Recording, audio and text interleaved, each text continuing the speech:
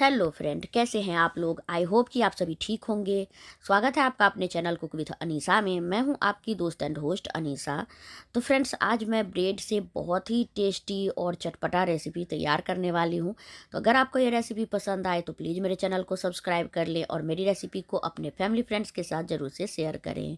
तो इस रेसिपी के लिए यहाँ पे 3 ब्रेड मैंने लिया है, जिसे मैं तोड़ के ग्राइंडिंग जार में डाल रही हूँ और इसका हमें फाइन सा पाउडर तैयार कर लेना है।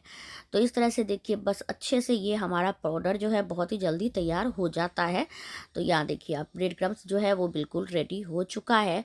तो अब यहाँ पे मैंने ले लिया है एक बोल, इसमें हम निकाल लेंगे जो हमने ब्रेड क्रम्स तैयार किया है। तो यहाँ पे ये तैयार है और अब इसमें हमें डालना है मैदा। तो फ्रेंड्स, यहाँ पे आधा कप मैंने मैदा लिया है। आप मैदा के जगह पे आटा ले सकते हैं गेहूं का, जिसका नॉर्मली रोटी चपाती हम बनाते हैं। लेकिन आज मैं ये रेसिपी मैदे और ब्रेड से ही तैयार करूँगी। मैदा से ये बहुत ही ज़्यादा क्रिस्पी बन के तैयार होता है और कलर भी थोड़ा सा ज़्यादा ब्राइटनेस रहता है इसका। इसमें यहाँ पे मैंने डाल दिया है नमक स्वादानुसार। 1 चम्मच घी ऐड किया है मैंने, जिससे कि हम इसमें मोयन लगाएंगे। तो छोटी चम्मच लिया है मैंने घी के लिए। आप यहाँ पे ऑयल डाल सकते हैं या फिर घी से ही इसे बना के रेडी कर सकते हैं। तो इस तरह से अच्छे से हाथों से मसलते हुए इसका हमें मोयन लगा के तैयार करना है। तो ये देखिए, जब इस तरह से बांधेंगे ना और मुट्ठी बंधने लगे, इसका मतलब है कि जो मोयन है वो परफेक्ट लगा हुआ है। अब इसमें थोड़ा थोड़ा करके हमें पानी डालते जाना है और इसका हमें मीडियम थिक जो होता है ना, वैसा ही एकदम से आटा लगा के तैयार करना है। ना ही बहुत ज़्यादा गीला करेंगे और ना ही बहुत ज़्यादा टाइट हमें रखना है। जैसे हम कचौड़ी और बनाने के लिए लगाते हैं ना आटा, उससे हल्का सा हमें इसे गीला रखना है ताकि इसको बेलने में हमें आसानी हो। तो ये देखिए, इस तरह से अच्छे से हमें इसे मसलना है ताकि आटा जो है वो एकदम से स्मूथ बन जाए, एकदम चिकना बन जाए। जब भी आप कोई भी रेसिपी बनाए तो आटे को अच्छे से मसलना बहुत ही ज़्यादा ज़रूरी रहता है। तो ये देखिए, अच्छे से आटा जो है हमारा लग के तैयार हो चुका है। तो इसे हम ढक के छोड़ देंगे रेस्ट के लिए। तो चलिए, जब तक आटा जो है रेस्ट करता है तब तक हम कर लेते हैं आगे का प्रोसेस। तो इसके लिए 3 बॉयल आलू लिया है मैंने, जिसे मैंने पहले से छील के रख लिया है। तो यहाँ पे मैंने छोटे छोटे आलू लिए हैं। आपके पास अगर बड़े आलू हैं तो 2 आलू में ही ये बन के तैयार हो जाएगा। तो इस तरह से रफली ही हमें आलू को तोड़ लेना है। आप चाहे तो फोक की सहायता से, पोटैटो मैशर से, जैसे भी आपको सुविधा हो आप इसे तोड़ के तैयार कर सकते हैं। तो यहाँ पे सभी आलू को देखिए मैंने तोड़ लिया है और ये रेडी हो चुका है। तो अब हम चलते हैं गैस की तरफ। यहाँ मैंने चढ़ा लिया है कढ़ाई। 1 चम्मच मैंने इसमें ऑयल डाला है और ऑयल को गर्म होने देंगे। गर्म होते ही इसमें आधी चम्मच मैंने डाल दी है जीरा और आधी चम्मच ही इसमें मैंने ऐड कर दिया है राई। राई से जो इसका टेस्ट है ना, बहुत ही अच्छा आता है। और दोनों को हम अच्छे से क्रैकल होने देंगे। और ये देखिए, अच्छे से क्रैकल हो गया है। तो अब एक मीडियम साइज़ का प्याज मैंने बारीक चॉप करके इसमें डाल दिया है और 1 हरी मिर्च डाल दी है। तो दोनों को मैंने बारीक चॉप करके डाला है। अगर आप हरी मिर्च नहीं खाते हैं तो पूरी तरह से स्किप कर सकते हैं। अगर आप प्याज लहसुन नहीं खाते हैं तो बिना प्याज के ही इसे बना के टमाटर के साथ या हरे मटर के साथ तैयार कर सकते हैं। तो इस तरह से देखिए, प्याज अच्छे से भून चुका है। अब इसमें मैंने डाल दिया है आलू जो हमने मैश करके रखा हुआ था। तो एक बार इसे चला लेंगे। अब इसमें डाल देंगे आधी चम्मच हल्दी पाउडर, आधी चम्मच यहाँ पे मैंने डाला है भुना हुआ जीरा पाउडर, आधी चम्मच इसमें हम ऐड करेंगे कश्मीरी लाल मिर्च, जिससे कि इसका ज़्यादा तीखा नहीं होता है और कलर बहुत अच्छा आता है। स्वादानुसार नमक ऐड कर दिया है। बस इतने ही मसाले से हम बना के रेडी करेंगे। जो घर में बेसिक मसाले होते हैं ना, बस उतने से ही मैं रेसिपी हमेशा बना के रेडी करती हूँ, ताकि आपको बनाने में भी आसानी हो और ज़्यादा मसाला जो है वो भी हमें नहीं खाना पड़े। तो अब इसे अच्छे से हम भून के रेडी करेंगे, जिससे कि आलू भी देखिए इस तरह से जैसे जैसे गर्म होगा ना और मैश करेंगे, अच्छे से आलू मैश होते जाता है। और अच्छी तरह से इसे हमें भून लेना है जब तक कि ये आपस में डो के जैसे ना आ जाए। तो ये अच्छे से आ चुका है। तो अब इसमें हम डाल देंगे धनिया के पत्ते। इसे मैंने पहले से धो लिया है और कट करके इसमें हमें ऐड कर देना है। तो अच्छे से इसे हम यहाँ पे डाल देंगे बारीक चॉप करके। धनिया के पत्ते से इसका टेस्ट बहुत अच्छा आता है। आप यहाँ पे चाहें तो अमचूर पाउडर डाल सकते हैं, नींबू का रस डाल सकते हैं और अच्छे से एक बार इसे चला लेना है। गैस को ऑफ कर देंगे और अब इसे छोड़ देंगे ठंडा होने के लिए। जब तक ये ठंडा होता है, यहाँ पे हमने एक बोल ले लिया है और अब इसमें हम डाल देंगे 3 से 4 जो चावल का आटा और मैदा। तो यहाँ पे मैंने 2 चम्मच मैदा डाला है और 2 चम्मच चावल का आटा लिया है। इसी में हमने डाल दिया है स्वादानुसार नमक, 1 चम्मच तिल ऐड किया है यहाँ पे वाइट वाली, और इन सब को हम अच्छे से मिक्स कर लेंगे। तो आप चाहें तो इसे भी गेहूं के आटे और चावल के आटे से बना सकते हैं। इसमें हम थोड़ा थोड़ा करके पानी डालते जाएंगे और इसका हमें एक स्लरी तैयार कर लेना है। तो अच्छे से थोड़ा थोड़ा करके ही पानी डालिएगा, नहीं तो इसमें लम्स आ जाते हैं मैदा में, तो फिर बहुत दिक्कत होगा इसको घोलने में। तो इसी तरह से थोड़ा थोड़ा करके हम पानी डालते जाएंगे और एक जो कोटिंग कंसिस्टेंसी होती है ना, बिल्कुल वैसी ही हमें जो है इसका घोल तैयार करना है। तो ये देखिए एकदम अच्छे से हमारा घोल जो है वो रेडी हो चुका है, बिल्कुल भी अब इसमें लम्स नहीं हैं। तो इसमें यहाँ पे मैं डाल रही हूँ बारीक चॉप किया हुआ धनिया का पत्ता। तो यहाँ पे मैंने धनिया पत्ती डाली है, आप चाहें तो यहाँ पे करी पत्ते या फिर कस्तूरी मेथी भी डाल सकते हैं। और ये तैयार हो चुका है, इसे हम रख देते हैं साइड में। अब जो आटा हमने लगा के रखा था मैदा, वो ले लेंगे और उसे अच्छे से हमें इस तरह से गूँथ के रेडी कर लेना है। एक बार अच्छे से इसे मसल लेंगे ताकि जो ब्रेड क्रम्स है और मैदा है वो अच्छी तरह से फूलने के बाद मिक्स हो जाए। तो यहाँ पे इसी तरह से हमें अच्छे से इसे मसल के ये देखिए इस तरह से रेडी कर लेना है। और अब इसके हम लोई तोड़ लेंगे जितना बड़ा हम रोटी बनाते हैं। यहाँ पे मैंने चकला ले लिया है और एक लोई लेंगे और अच्छे से उसे हम स्मूथ कर लेंगे इस तरह से। तो अच्छे से इसे हमें स्मूथ करके इसको पेड़ा का शेप दे देना है। और इस पे हल्का सा चाहे तो आटा छिड़क सकते हैं, या फिर अगर आपने अच्छे से मोयन लगाया है तो आटा छिड़कने की ज़रूरत नहीं पड़ेगी। और इस तरह से हमें इसे बेलना है। तो मैदा जो होता है ना, उसको आप जितना स्ट्रेच करेंगे और जैसे ही छोड़ेंगे वो आपस में आने लगता है, वो सिकुड़ने लगता है। तो इस तरह से यहाँ पे मैंने इसको थोड़ा सा और टेस्टी बनाने के लिए डाल दिया है धनिया की पत्ती बारीक चॉप की हुई। और इसके बाद इसे हम इस तरह से बेलते जाएंगे। फिर दूसरे साइड से भी हम इसी तरह से धनिया की पत्ती डाल देंगे और इसे भी हम बेल लेंगे। आप चाहे तो ये धनिया की पत्ती जो है वो आटे के साथ भी मिक्स करके जो है बना सकते हैं, जब आटा लगाते हैं तभी भी। लेकिन ये ऊपर से लगाने से ना, ये देखिए कितना सुंदर लग रहा है ये देखने में। तो इस तरह से इसे हमें मीडियम थिकनेस की बेल लेनी है, बहुत ज़्यादा पतले या बहुत ज़्यादा मोटा नहीं बेलना है। तो इसी तरह से हम दूसरा भी बेल के रेडी करेंगे। ये देखिए इस तरह से पहले हमें बेल लेना है, फिर धनिया की पत्ती लगा देनी है जैसे हम लच्छा पराठा बनाते हैं ना। और आप चाहे तो हल्का सा ऊपर से आटा भी लगा सकते हैं, सूखा आटा, ताकि ये अच्छे से चिपक जाए। और ये देखिए इस तरह से दोनों साइड में हमने धनिया के पत्ते लगा दिए। सूखे आटे डालने के बाद इसे हम इस तरह से बेल लेंगे। और इससे क्या होता है ना, इसका लुक बहुत ही ज़्यादा अच्छा आता है और टेस्ट भी धनिया की पत्ती का जो है दुगना कर देता है किसी भी डिश को। तो यहाँ पे एक रोटी मैंने ले लिया है, इसके ऊपर जो हमने आलू का स्टफिंग बना के रेडी किया था उसे लगा लेंगे।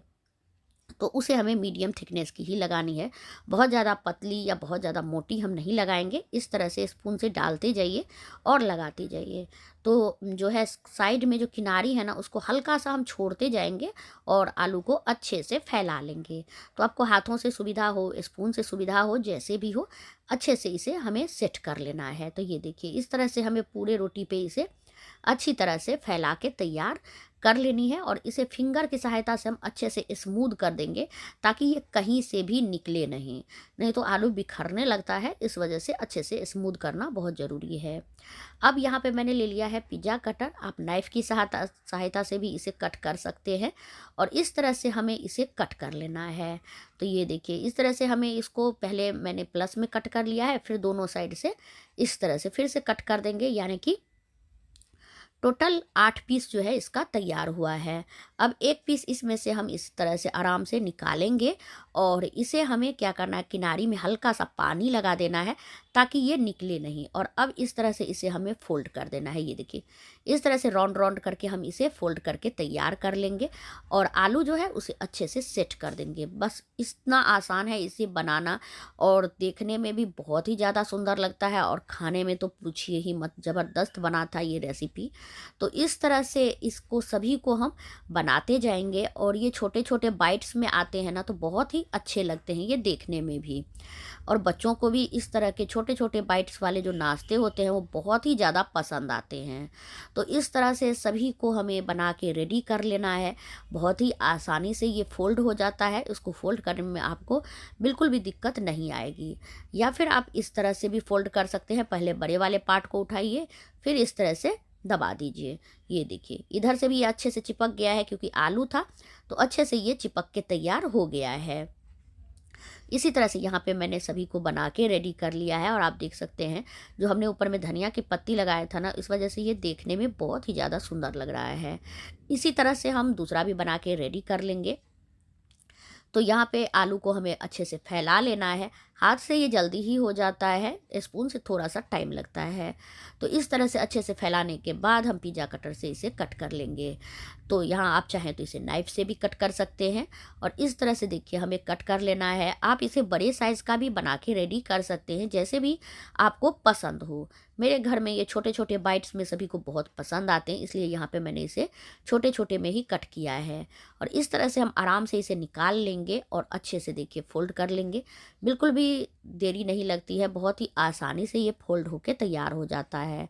तो इसी तरह से हम सभी नाश्ते को बना के यहाँ पे हमने कर लिया है रेडी। जितना हमें एक बार में बनाना है उतना आप बना लीजिए, या फिर बना के आप इसे स्टोर करके फ्रीज़र में रख सकते हैं जिपलॉक बैग में। और जब भी आपको फ्राई करना है आप निकाल के इसे 1 वीक तक बना के तैयार कर सकते हैं। यहाँ मैंने स्लैरी ले लिया है, थोड़ा सा गाढ़ा हो गया था तो मैंने पानी डाल दिया है इसमें। कढ़ाई चढ़ा ली है गैस पे, और ऑयल देखिए हल्का हल्का हमारा जो है वो गर्म होता जा रहा है। तो बहुत ज़्यादा गर्म नहीं करना है, मीडियम हॉट ऑयल में ही हमें जो हमारा नाश्ता है उसे डालते जाना है। तो एक एक करके इस तरह से हम डिप करते जाएंगे स्लैरी में और ऑयल में डालते जाएंगे। तो एक बार में जितना नाश्ता आए उतना आप कढ़ाई या पैन में डाल सकते हैं। और यहाँ पे क्या करना है, तो फ्लेम को हमें एकदम लो कर देना है। पहले मीडियम फ्लेम पे हम ऑयल को गरम कर लेंगे, और जैसे ही ऑयल गरम हो जाए फ्लेम को लो कर दीजिए, और लो फ्लेम पर ही हमें इसे पकाना है ताकि ये एकदम क्रिस्पी बन के रेडी हो। क्योंकि इसे हमने फोल्ड किया हुआ है तो अंदर में भी पकना बहुत ज़रूरी है, नहीं तो अंदर से ये कच्चा रह जाएगा और ऊपर से पक जाएगा। और इस तरह आप लो फ्लेम पे इसे बनाएंगे ना तो बहुत ही अच्छा, जैसे समोसा क्रिस्पी बनता है ना, कचौड़ी, वैसे ही ये एकदम क्रिस्पी बन के रेडी होता है। तो इस तरह से एक बार में जितना नाश्ता यहाँ पे आया मैंने डाल दिया है। थोड़ी देर एक साइड से इसे पकने देंगे, फिर हम इसे पलटेंगे। तो इस तरह से देखिए हल्का हल्का इसे यहाँ पे मैं घुमा लेती हूँ ताकि ये आपस में चिपके नहीं। और अब हम इसे एक एक करके पलट लेंगे।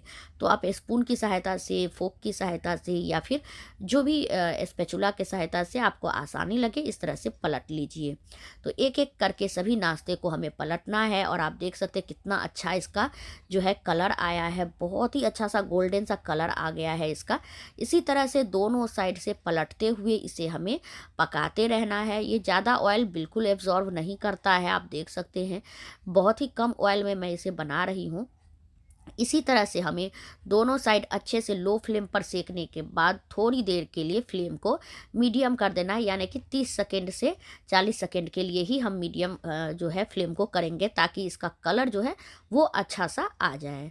और इस तरह से आप देख सकते हैं ये बहुत ही ज़्यादा क्रिस्पी लग रहा होगा अभी आपको देखने में, क्योंकि जो चावल की कोटिंग होती है ना ऊपर से चावल के आटे की, उससे ये और भी ज़्यादा क्रिस्पी बनता है। और इस तरह से जो है इसे आप स्टोर करके भी रख सकते हैं। ये 5 से 6 दिन तक बिल्कुल ख़राब नहीं होता है। अगर आप ट्रैवल के लिए जा रहे हैं तो भी इसे ले जा सकते हैं रास्ते के लिए। बहुत ही ज़्यादा आसान है इसे बनाना, और ले जाने में भी बहुत ही आसान रहता है, और जो है रास्ते के लिए ये बहुत ही परफेक्ट नाश्ता रहता है।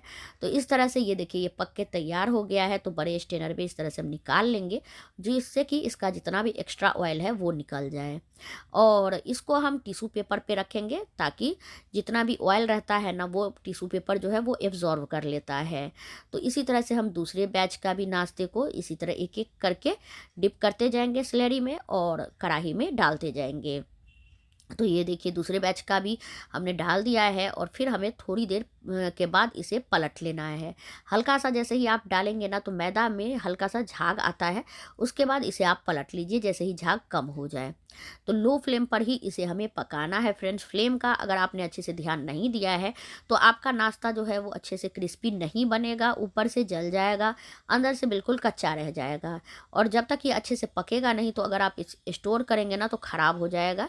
लेकिन अगर अच्छे से आपने इसे पकाया है और फ्लेम पे, लो फ्लेम पे, तो बहुत ही ज़्यादा जो है ये 4 से 5 दिन तक आराम से चलता है, बिल्कुल भी ख़राब नहीं होगा।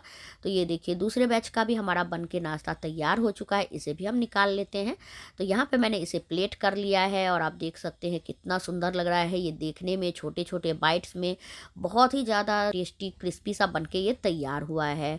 मैं आपको तोड़ के दिखाती हूँ, ये देखिए कितना क्रिस्पी बना है। ये जैसे ही दबाया मैंने, ऊपर से बहुत ही ज़्यादा क्रिस्पी, अंदर से सॉफ्ट ये रेसिपी बन के तैयार हुई थी। और यहाँ पे मैंने इसे टोमेटो केचप के साथ सर्व किया है। आपको जो भी चटनी सॉस पसंद हो उसके साथ आप इसे खा सकते हैं। तो फ्रेंड्स, आपको ये रेसिपी कैसी लगी कमेंट बॉक्स में ज़रूर बताएं। मेरे चैनल पे नए हैं तो प्लीज़ मेरे चैनल को सब्सक्राइब कर लें। तो मिलते हैं किसी नई रेसिपी के साथ, तब तक के लिए thank you for watching my video. जय माता दी।